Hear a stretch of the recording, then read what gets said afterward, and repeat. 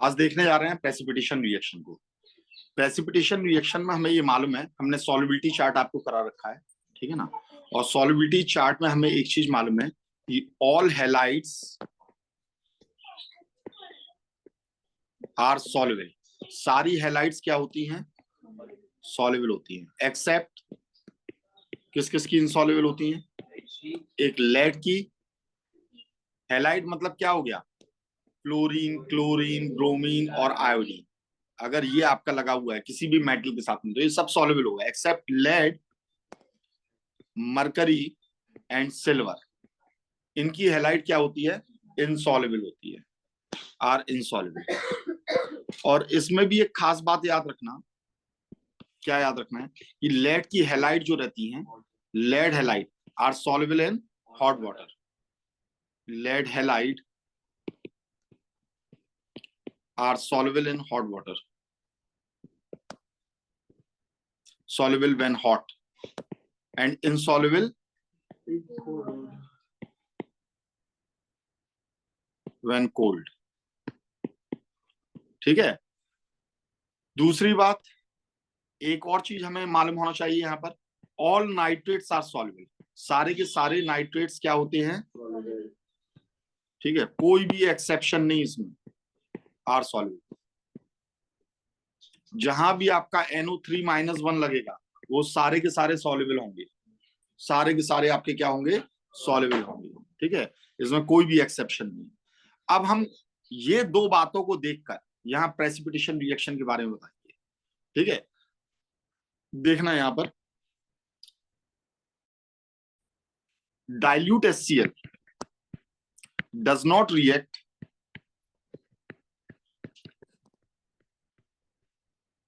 With nitrates normally. Nitrates के साथ में नॉर्मली ये रिएक्ट नहीं करते हैं। ठीक है, क्यों नहीं करते हैं? इसका रीजन हमें यहां समझना है। जैसे हमने जिंक नाइट्रेट लिया ZnNO3 का होल ट्वाइस, और इसकी रिएक्शन हमने HCl के साथ कराई, तो थियोरेटिकली तो ये रिएक्शन हो जाएगी। किसका फॉर्मेशन हो गया? ZnCl2 का, और क्या बन गया? HNO3। कैसे हो जाएगी? ये किस में टूट जाएगा? Zn+2 में। ये किस में टूट जाएगा? NO3-1 में। ये किस में टूट जाएगा? H+ में। और ये किस में टूट जाएगा? Cl- में। पर ये जो बना है ये भी तो सॉल्युबल है कि नहीं है? और अगर ये सॉल्युबल है तो ये फिर से अपने आइंस में टूट जाएगा, किसमें? Zn+2 में। और किसमें टूट जाएगा? Cl-1 में। ये किसमें टूट जाएगा? H+ में और NO3-1 में। तो देखो, जो आइंस यहां मिल रहे हैं वही आइंस आपको यहां मिल रहे हैं। तो क्या आप कहोगे कोई रिएक्शन हुई है क्या? तो जो पार्ट आपका यहां पर बना है वो सॉल्युबल है, और सॉल्युबल होने की वजह से, सॉल्युबल होने की वजह से क्या हो गया? एक बार फिर से वो आइंस में टूट गया, तो वो बना नहीं रह पाया, इसलिए ये रिएक्शंस नहीं होती हैं। इसलिए HCl किसी भी नाइट्रेट के साथ में रिएक्शन नहीं करता है नॉर्मल कंडीशन में। हाँ, अगर आप इसे गर्म कर दो तो रिएक्शन हो जाएगी। क्यों हो जाएगी? इसलिए हो जाएगी कि NO3 यहां से क्या हो जाएगा आपका? ये टूट जाएगा। NO3 यहां से क्या हो जाएगा? ये जनरली आपका टूट जाएगा, ये डिकम्पोज हो जाएगा गर्म करने पर। ठीक है, तो जनरली ये रिएक्शन नहीं होती, सिंपली आपने मिलाया और ये रिएक्शन। लेकिन but they react, but lead nitrate PbNO3 का whole twice and silver mercury nitrate HgNO3 का होल ट्वाइस, ये रिएक्ट कर सकते हैं। मरकरी HgNO3 सिर्फ NO3। ठीक है, ये आपके रिएक्ट करते हैं, और रिएक्ट करने पर ये व्हाइट पीपीटी देते हैं, gives white PPT with HCl के साथ में ये व्हाइट पीपीटी देते हैं। क्यों देते हैं?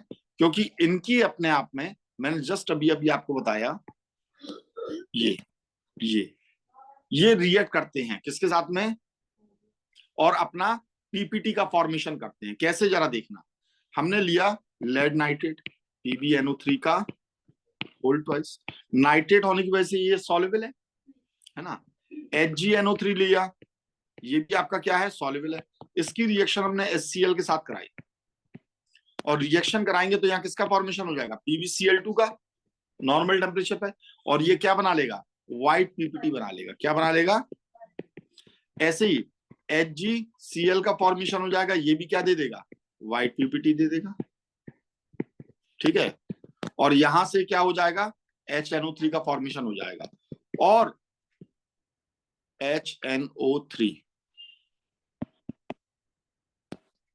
HNO3 का आपका ये फॉर्मेशन यहां पर हो जाता है। समझ में आ गई बात, ठीक है। और ये जो PbCl2 बना है, ये हीट करने पर क्या हो जाता है, डिसॉल्व हो जाता है, डिसॉल्व ऑन हीटिंग। लेकिन ये नहीं होता है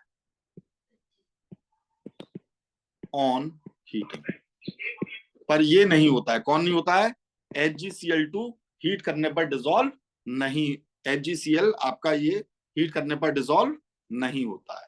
कोई प्रॉब्लम इसमें, समझ में आ गई ये बात, नहीं आई, क्लियर अच्छे से, ठीक है।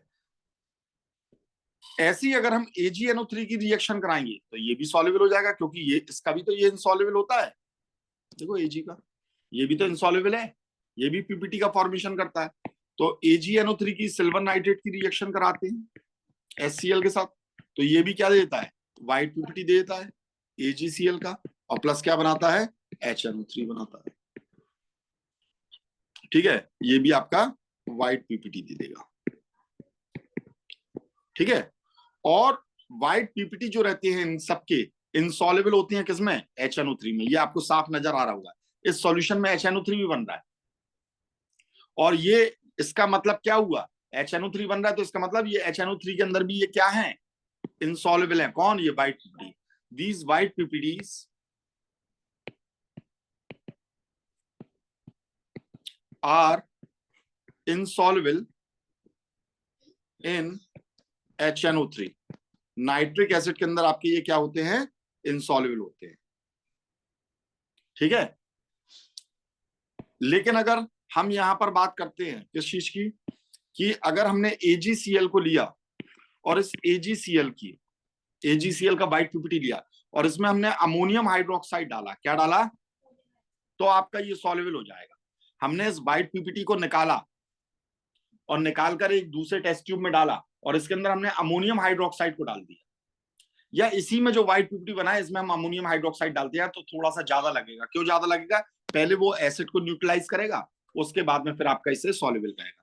और अगर आपने इसे अलग निकाल लिया और अलग निकालकर इसमें अमोनियम हाइड्रोक्साइड के सॉल्यूशन को डाला, तो ये इसमें सॉल्युबल हो जाएगा।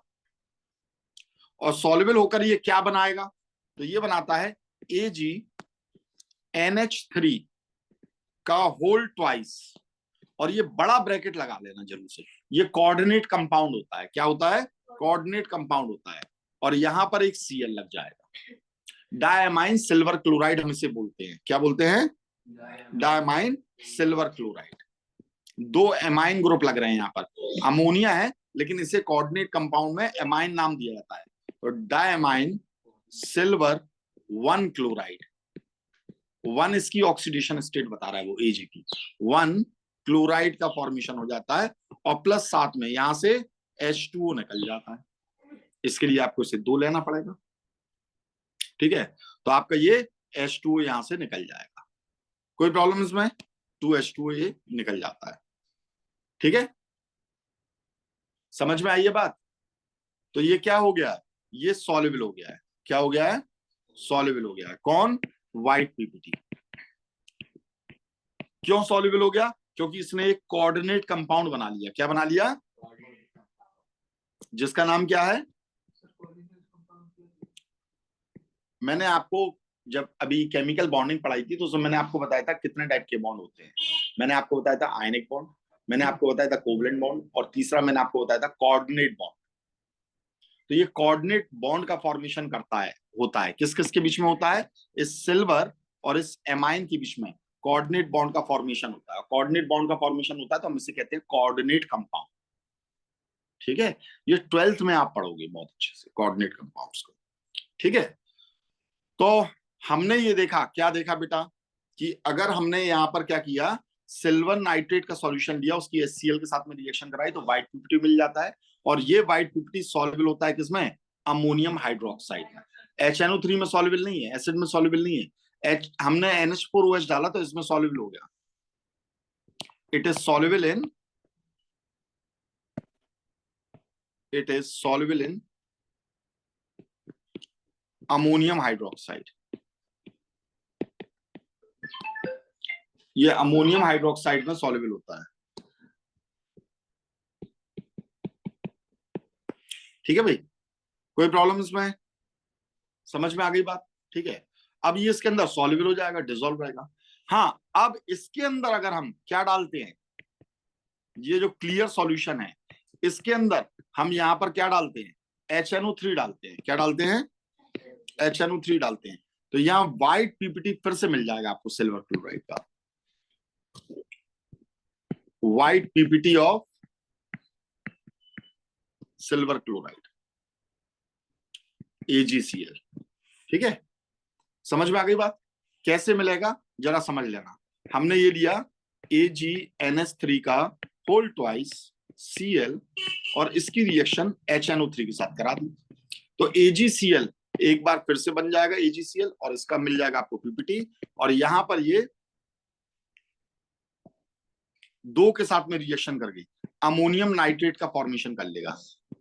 दो अमोनियम नाइट्रेट का फॉर्मेशन कर लेता है। ये जो रहता है यहां से H+ लेता है, 2 H+ लेगा, 2 NH3, तो क्या बनाएगा?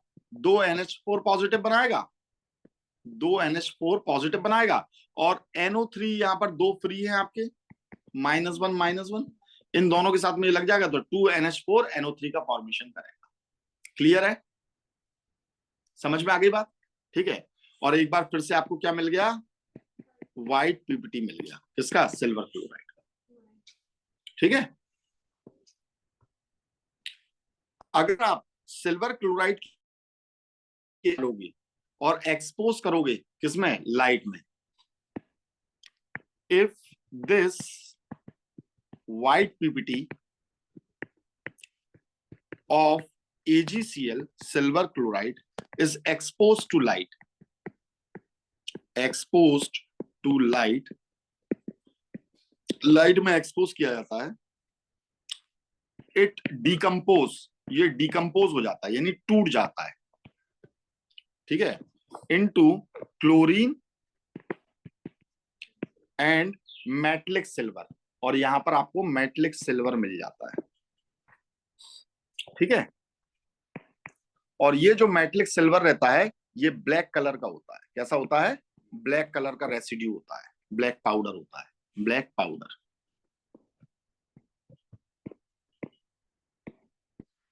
ठीक है, AgCl आपने लिया, सिल्वर क्लोराइड आपने लिया, तो ये आपका टूट जाएगा, ये 2Ag अलग दे देगा और Cl2 गैस अलग निकाल देगा। ठीक है, तो इसीलिए हाइड्रोक्लोरिक एसिड का अगर आपको टेस्ट करना है या किसी भी क्लोराइड आयन का टेस्ट करना है तो आप सिल्वर नाइट्रेट सॉल्यूशन का यूज करते हो। किसका यूज करते हो?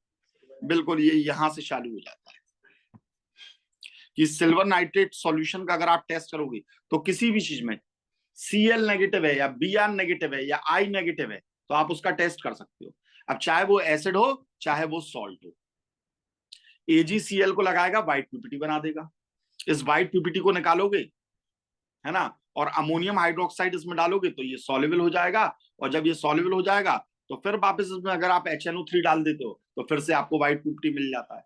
इस व्हाइट पीपीटी को आप निकाल कर धूप में रखते हो तो आपको ब्लैक पाउडर मिल जाता है यहाँ से। तो इसीलिए सिल्वर नाइट्रेट ये पूरे को test as a test of HCl and chloride ion, chloride ion के टेस्ट की तरह से यूज किया जाता है। ठीक है, समझ में आ रही है बात?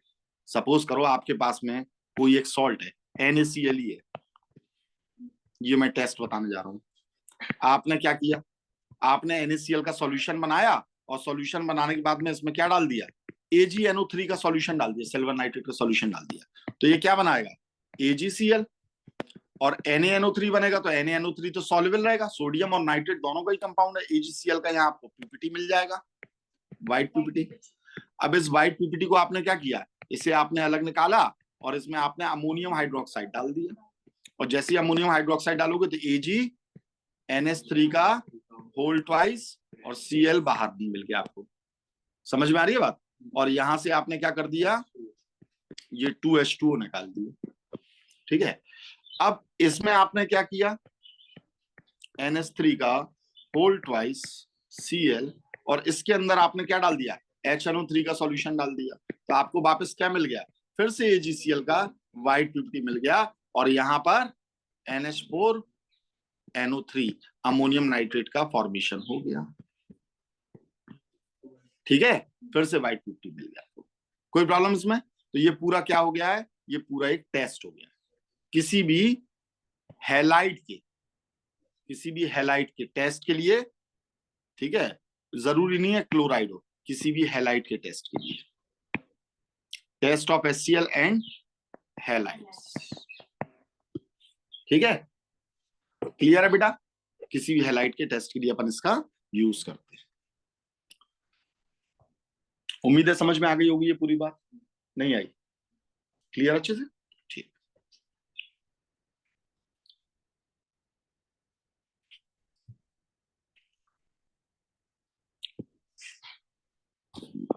जो कंसंट्रेटेड हाइड्रोक्लोरिक एसिड होता है, हाइड्रोक्लोरिक एसिड, ठीक है, इसका हम बहुत आराम से ऑक्सीडेशन कर सकते हैं by using, can be oxidized to chlorine by strong oxidizing agent. Strong oxidizing agent की जरूरत पड़ेगी। ठीक है, कौन कौन से स्ट्रॉन्ग ऑक्सीडाइजिंग एजेंट होते हैं? जैसे MnO2 होता है आपका, मैंगनीज डाइऑक्साइड जिसे कहते हैं, लेड डाइऑक्साइड यानी PbO2 होता है, ठीक है, और रेड लेड होता है। रेड लेड क्या होता है बेटा?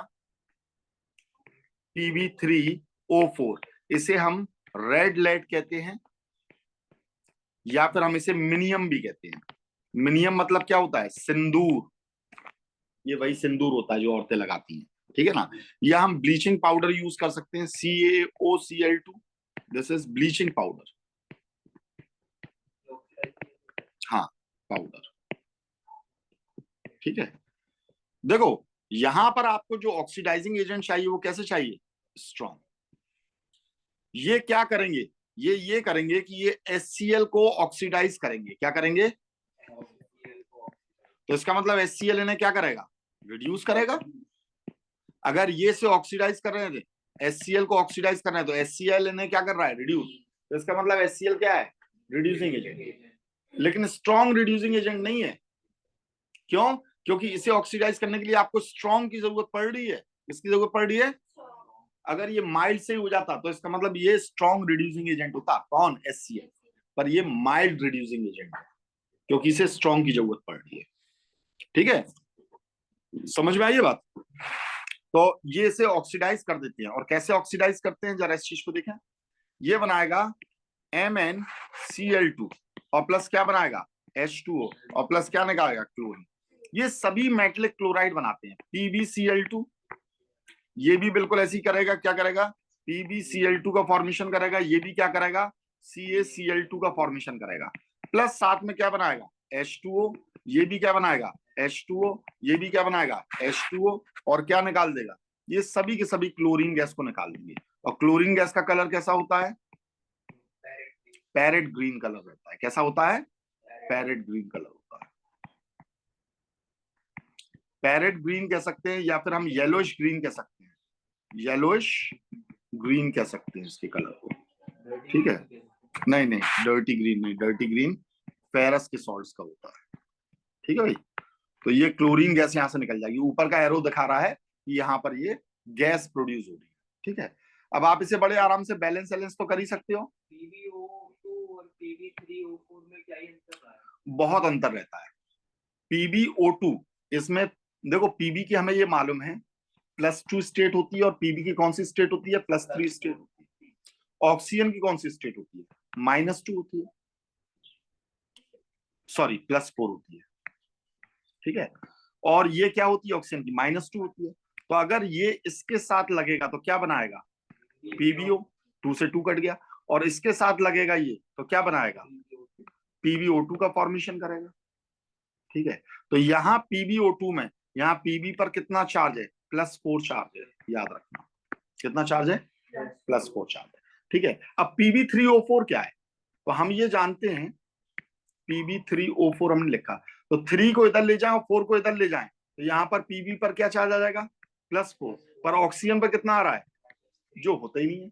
तो इसका मतलब ये इसका फॉर्मूला तो ये ऐसे तो नहीं बनाइए, तो ये कैसे बना होगा, तो देखो हमें 3 Pb लेना है, इसे ऐसे डिसाइड करो, हर एक ऑक्सीजन पर -2 होता है, हमें ये मालूम है, होता है कि नहीं होता है। तो कितने हो गए टोटल, टोटल माइनस चार्ज कितना हो गया, -8 हो गया ना। तो हमें यहाँ पर 3 पीबी रखना है। 3 पीबी क्यों रखना है, क्योंकि फॉर्मूले में 3 दिखाई दे रहा है, और इन पर चार्ज कितना आना चाहिए, +8 आना चाहिए। तो वो कैसे आ सकता है, अगर हमने +4 यहाँ रखा तो इस पर तो 0 चार्ज हो जाएगा, बिना चार्ज के ये जुड़ेगा ही नहीं। तो ये तरीका तो गलत है, ये तरीका तो सरासर क्या है, गलत है। तो फिर हम क्या करें, तो चलो +2 +4 कर देंगे तो ये कितना हो गया, 10 हो गया। ये गलत है, समझ में आ रही है, +2 और +2 कर देंगे तो ये कितना हो गया, +6 हो गया, ये भी कम है। तो यहाँ पर +2 और +4 कर देते हैं। सो ये 3 क्यों आ जा रहा बार बार, समझ में आ रही है बात। अब कितना हो गया, +8 हो गया कि नहीं हो गया, कितना हो गया। तो इसका मतलब PbO2, भाई इसे इसके साथ लगाओगे तो PbO2 बनाएगा, और इसे इसके साथ लगाओगे तो क्या बनाएगा, PbO। और PbO की हमने कितने 2 मॉलिक्यूल रखे, तो इनका मिक्सचर होता है, इन तीनों का मिक्सचर होता है। आप तीनों को इकट्ठा मिला के लिखो, Pb3 और O कितना हो गया, 4। तो Pb3O4 यानी मिनियम या रेड लेड किस किस का मिक्सचर है, 2 मॉलिक्यूल है इसमें, किसके, PbO के, और एक मॉलिक्यूल किसका है, PbO2 का। इन दोनों का ये मिक्सचर है। कौन मिक्सचर है, Pb3O4। समझ में आ गई बात, नहीं आई, ठीक है। तो हमने यहाँ पर रिएक्शन कराई, अब ये रिएक्शन कराई तो Mn के साथ में 2 Cl चाहिए, तो 2 लगा दो। अब यहां पर 2 ऑक्सीजन निकलेंगे तो इसके आगे तो तुम्हें 2 रखना ही पड़ेगा। तो हाइड्रोजन तो कितने हो रहे हैं, 4 हो रहे हैं। अब हाइड्रोजन 4 हो रहे हैं तो फिर यहाँ पर भैया आपको 4 लगाना ही लगाना पड़ेगा। तो आपने 4 लगाया, अब इसमें से 2 क्लोरीन तो Cl2 के साथ लग गए और 2 क्लोरीन आपके ये निकल गए, तो ये रिएक्शन बैलेंस हो गई, नहीं आई समझ। बिल्कुल ऐसे ही 4 यहां पर भी लिखना पड़ेगा आपको। क्यों लिखना पड़ेगा, फिर से वही बात, Pb के साथ में आपने 2 Cl लगा दिए, Pb+4 वाली स्टेट है, पर यहां पर ये +2 स्टेट में आ जाता है, तो 2 तो क्लोरीन तुमने लगा दिए, है ना। तो यहां से क्या निकला आपके, अगर सपोज करो, चलो हम नॉर्मली से बैलेंस करके देखेंगे, ठीक है, नॉर्मली से बैलेंस करते हैं। हमने Pb के साथ में 2 क्लोरीन दे दिए, तो हमने इसके आगे 2 लगा दिए भैया, समझ में आ रही है बात। तो 2 हाइड्रोजन निकले, पर ऑक्सीजन तो यहाँ 2 है ना, तो इसके आगे क्या लगाओगे तुम, तो हाइड्रोजन यहाँ कितने हो जा रहे हैं, तब तुम्हें 4 हाइड्रोजन चाहिए पड़ेंगे कि नहीं,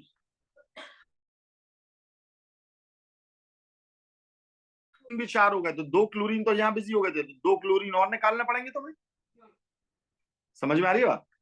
अब इसे अपन को बैलेंस करना है, तो इसे बैलेंस करने के लिए अपन क्या करेंगे यहाँ पर, चलो पहले इस वाले को देख लें। Ca के साथ में 2 क्लोरीन लग गए, चलो भैया अच्छी बात है, 2 क्लोरीन लगा दिए। एक ऑक्सीजन है तो आपके 2 हाइड्रोजन चाहिए, 2 हाइड्रोजन, और ये 2 Cl यहां से निकल गए, ठीक है। तो ये सिर्फ 2 से ही बैलेंस हो गई। और Pb3O4 के साथ में अगर हम करेंगे तो PbCl2 आपको कितने बनाना है, आपको 3 बनाना है भैया। तो क्लोरीन कितना चाहिए, 3 दूनी 6, आपने 6 लगाए, कितने लगाए, अरे 3 दूनी 6 चाहिए कि नहीं। अभी इस वाले क्लोरीन के बारे में हम बात ही नहीं कर रहे, 3 दूनी 6 चाहिए, तो आपने 6 क्लोरीन लगा लिए यहाँ पर। ऑक्सीजन कितने हैं, 4, तो यहाँ पर 4H2O लगाओगे कि नहीं लगाओगे, तो हाइड्रोजन कितने हो गए, 4 दूनी 8। अब मुझे मजबूरी में यहाँ पर आपको 8 लिखना पड़ेगा, तो फिर अब 2 क्लोरीन एक्स्ट्रा हो रही है, तो वो यहां निकाल दोगे तुम, तो यहाँ पर 8HCl लगता है। समझ में आ गई बात? अरे भैया तुमने ये लिया Pb3O4, इसकी रिएक्शन तुमने HCl के साथ कराई। अब यहाँ PbCl2 बनाओगे कि नहीं बनाओगे? कितने बनाओगे? 3 बनाओगे। अब 3 बनाओगे तो क्लोरीन कितना हो गया, 3 दूनी 6 हो गए। अब ऑक्सीजन कितने हैं यहाँ, तो 4 ऑक्सीजन के लिए 4 H2O लिखोगे कि नहीं लिखोगे? अब हाइड्रोजन कितने हो गए, 4 दूनी 8, यहाँ तो 6 ही है, तो इसे क्या करना पड़ेगा तुम्हें, 8 बनाना पड़ेगा। तो अब 2 क्लोरीन एक्स्ट्रा हो गए कि नहीं, तो ये 2 क्लोरीन आपके ये निकल जाएंगे। ठीक है, हम देखते हैं uses of hydrochloric acid. Uses of hydrochloric acid, hydrochloric acid के क्या क्या यूजेस होते हैं? सबसे पहले तो ये as a laboratory reagent, laboratory में तो इसका बहुत ही ज्यादा यूज होता है। ठीक है, लेबोरेटरी में इसका बहुत ही ज्यादा यूज है। दूसरा यूज होता है, ये एक्वारीजिया बनाता है। एक्वारीजिया क्या होता है? एक्वारीजिया एक्चुअल में HCl जब आप लेते हो 3 वॉल्यूम में, और HNO3 आप लेते हो 1 वॉल्यूम में, ठीक है, तो ये आपस में रिएक्ट करके NOCl बनाते हैं, जिसे हम बोलते हैं नाइट्रोसाइल क्लोराइड। क्या बोलते हैं? नाइट्रोसाइल क्लोराइड। ठीक है, और प्लस ये H2O बनाते हैं, ये 3 वॉल्यूम में लिया आपने H2O बनाएंगे और प्लस 2 क्लोरीन कैसे निकालेंगे? नेसेंट निकालेंगे, ये नेसेंट क्लोरीन निकालते हैं। और नेसेंट क्लोरीन का मतलब क्या होता है? इसका मतलब होता है फ्रेशली प्रिपेयर्ड क्लोरीन, ताजी बनी हुई, और उसके एटॉमिक फॉर्म में, एटॉमिक फॉर्म में है ये। एटॉमिक फॉर्म में तो ये बहुत ज्यादा रिएक्टिव होती है, हाईली रिएक्टिव, हाईली रिएक्टिव होती है। और ये इतनी रिएक्टिव होती है कि जो इनर्ट एलिमेंट्स होते हैं, जो नोबेल एलिमेंट्स होते हैं, कौन, गोल्ड और प्लेटिनम, इनसे भी ये रिएक्ट कर जाती है, जबकि कोई भी एसिड इनसे रिएक्ट नहीं करता है। ठीक है, इनसे भी ये रिएक्ट कर जाती है। और यहाँ गोल्ड क्लोराइड, ठीक है, यानी ऑरिक क्लोराइड का फॉर्मेशन कर लेती है, और ये प्लेटिनम क्लोराइड का फॉर्मेशन कर लेती है, PtCl4। ठीक है, तो कुछ जैसे आपके वेंडर्स आते हैं गली में, कहते हैं भैया सोना साफ करा लो, है ना, तो आप क्या करते हो, आप उन्हें दे देते हो। उन्होंने सोना लिया, उन्होंने तुरंत HCl और HNO3 को मिलाया और सोना लेकर उसके अंदर डिप किया और डालकर आपको दे दिया, लो भैया साफ हो गया, आप बड़े खुश हो गए। सोनार तो इतने पैसे ले रहा था, इनने तो 5 रुपए में ही साफ कर दिया। उसकी ऊपर की लेयर तो टूटेगा नहीं, उसके ऊपर की लेयर, सोने की लेयर, इसमें से टूटकर कहाँ पहुंच गई, उनके सॉल्यूशन, उस सॉल्यूशन में से बाद में ये गोल्ड को क्या कर लेते हैं, रिकवर कर लेते हैं। तो उनकी तो बढ़िया चांदी, चांदी क्या सोना ही सोना हो जाता। ठीक है ना, अच्छी कमाई हो जाती। 5 रुपए तो कुछ नहीं थे, उससे ज्यादा का तो उन्होंने वहां सॉल्यूशन लगा दिया, पर उसमें से गोल्ड कितना ले गए। आपने कहा अरे और अच्छे से साफ कर दो और डुबो दो ना, और बढ़िया तरीके से डुबो कर आपको दिया। तो ये होता है एक्वारीजिया, इसका जादू। ठीक है, दूसरा इसका जो सेकंड यूज होता है, ये होता है इंडस्ट्रियल यूज। इंडस्ट्रियल यूज, ठीक है, अमोनियम क्लोराइड बहुत जरूरी कंपाउंड होता है। अमोनियम क्लोराइड किस में जरूरी होता है? ये जरूरी होता है हमारा used in dry cell, dry cell के अंदर। अभी 11th में आप ये 12th में पढ़ोगे इलेक्ट्रोकेमिस्ट्री, तो उसमें आप देखोगे अमोनियम क्लोराइड उसके अंदर डाला जाता है। ठीक है, अमोनियम क्लोराइड उसके अंदर डाला जाता है ताकि जो कुछ गैसेस बनती है उसकी वजह से बैटरी वगैरह फूले नहीं और बैटरी बस्ट ना हो। तो इस अमोनियम क्लोराइड को बनाने में HCl का बड़ा यूज होता है। अमोनिया के साथ में इसकी रिएक्शन कराते हैं, अमोनियम क्लोराइड बन जाता है। ठीक है, इसे बनाने में क्लोरीन एंड क्लोराइड, कोई सा भी क्लोराइड सॉल्ट आपको बनाना हो, उसके मैन्युफैक्चर में HCl का यूज करोगे। ठीक है ना, क्लोराइड सॉल्ट्स को बनाने में, क्लोरीन गैस को बनाने में, डाइज में, ड्रग्स में, पेंट्स में, फोटोग्राफिक केमिकल्स में। फोटोग्राफिक केमिकल यानी कि जो आपके पहले जो कैमरे आते थे उनमें फिल्म डाली जाती थी, तो उसमें सिल्वर क्लोराइड का ही आपका सॉल्यूशन रहता था। थोड़ी सी लाइट पड़ी तो वो उतना उतना जल जाता था, है ना। तो उसके हिसाब से फिर हमारा नेगेटिव बनता था और फिर उस नेगेटिव से हम लोग अपना फोटो जनरेट करते थे, है ना। फोटोग्राफिक केमिकल्स, इन सब में इसका यूज होता है। ठीक है। नेक्स्ट, मेटल्स को क्लीन करने में, मेटल्स क्लीनिंग में। ठीक है। जैसे मेटल्स के ऊपर ऑक्सीजन अटैक करता है तो वो अपनी क्या बना देता है, ऑक्साइड बना देता है। ठीक है। मेटल ऑक्साइड इसके अंदर डिसॉल्व हो जाती है। जनरली बहुत सारी मेटल ऑक्साइड्स जो रहती है वो इसके अंदर क्या हो जाती हैं, डिसॉल्व हो जाती हैं। ठीक है। ठीक है। इस प्रोसेस को हम कहते हैं pickling. Pickling dissolves in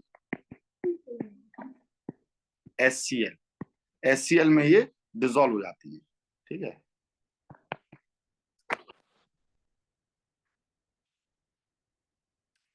for purifying bone black,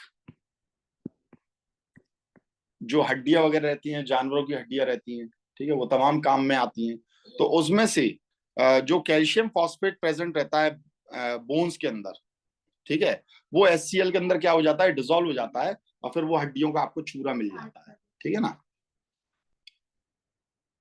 S HCl dissolves, किसे डिसॉल्व कर लेता है, कैल्शियम फॉस्फेट को, CA3PO4 का होल ट्वाइस, इसे आपका डिसॉल्व कर लेता है, प्रेजेंट इन बोन्स। ठीक है। और कहां यूज होता है, टू रिमूव रस्ट। ठीक है, रस्ट को रिमूव करने में, और इलेक्ट्रोप्लेटिंग, गैल्वनाइजिंग, शोल्डरिंग करने से पहले मेटल की सरफेस को साफ करने में, ये तो मैं आपको बता ही चुका हूं। ठीक है। To extract glue from bones, bones में से ग्लू को एक्सट्रैक्ट करने में इसका यूज होता है। ठीक है। तो इन सब चीजों में इसका यूज होता है। मेडिसिन में यूज होता है। ठीक है।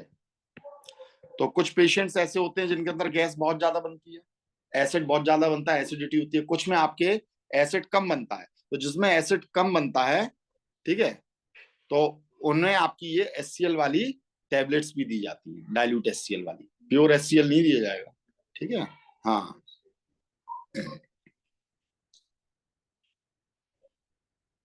ठीक है भाई। हमारे आ, उसमें भी पाया जाता है, ये किसमें, डाइजेस्टिव सिस्टम में भी पाया जाता है। HCl की पहचान कैसे होती है, इसके टेस्ट क्या होते हैं। तो टेस्ट मैंने अभी अभी आपको बताया कि अगर हमने HCl लिया है तो हम अमोनियम हाइड्रोक्साइड या अमोनिया को इसमें से पास कराएं तो आपका ये क्या दे देगा, यहां पर डेंस वाइट फ्यूम्स दे देगा। क्या दे देगा, डेंस वाइट फ्यूम्स दे देगा, फ्यूम्स विथ अमोनिया। ठीक है। और HCl के अंदर अगर हम सिल्वर नाइट्रेट का सॉल्यूशन डालें तो क्या दे देगा, ये व्हाइट पीपीटी दे देगा। किसका, AgCl का। ठीक है भाई। जो कि सॉल्युबल होगा किसमें, अमोनियम हाइड्रोक्साइड में, सॉल्युबल इन अमोनियम हाइड्रोक्साइड। ठीक है। इसका कलर कैसा होता है, मैंने आपको बताया, अरे क्लोरीन गैस का पैरेट ग्रीन होता है। तो अगर हम MnO2 या किसी भी ऑक्सीडाइजिंग एजेंट के साथ में इसकी रिएक्शन कराएं, रेड लेड के साथ में या लेड ऑक्साइड के साथ में इसकी रिएक्शन कराते हैं, तो ये क्या देता है, यहां से प्लस Cl2। तो यहां से ये क्या देता है, ये येलोइश ग्रीन कलर की गैस को देता है, येलोइश ग्रीन कलर की गैस को। HCl प्लस NH3 वाले में NH4Cl प्लस H2 निकालेंगे इसमें। अरे H प्लस देगा, H प्लस इससे लग जाएगा, NH4 पॉजिटिव बनाएगा, Cl नेगेटिव से लग जाएगा तो NH4Cl बनाएगा। ठीक है। और ये जो क्लोरीन गैस है ये क्या करती है, ये मॉइस्ट स्टार्च आयोडाइड पेपर को ब्लू ब्लैक कर देती है। This gas turns moist starch iodide, तो आयोडीन का भी ये टेस्ट हो जाता है, starch iodide paper blue black. ठीक है, चैप्टर फिनिश।